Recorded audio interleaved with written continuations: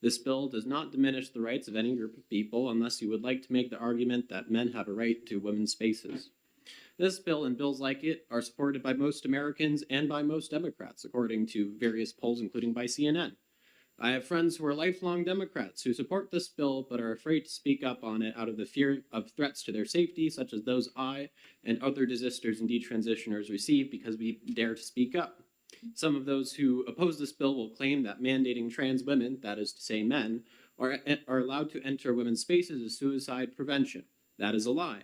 As a teen, I believed that I was really a girl inside and that either I was going to transition or I was going to die.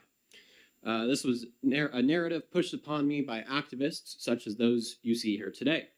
Now let me address the safety issue here by stating an uncomfortable fact.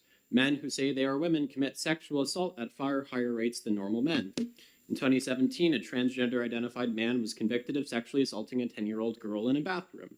The transgender-identified male boxer Fallon Fox said, and I quote, "For the record, I knocked 2 out. One woman's skull was fractured, the other not, and just so you know, I enjoyed it. See, I love smacking up turfs in the cage," end quote.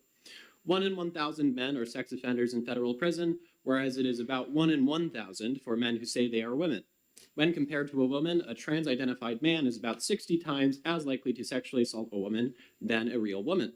This doesn't surprise me at all. It takes a good helping of either naivete or misogyny to believe that womanhood is a costume.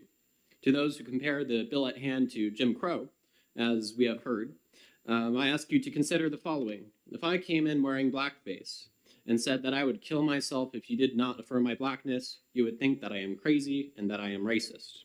But if I did the same with womanface, you would call me brave.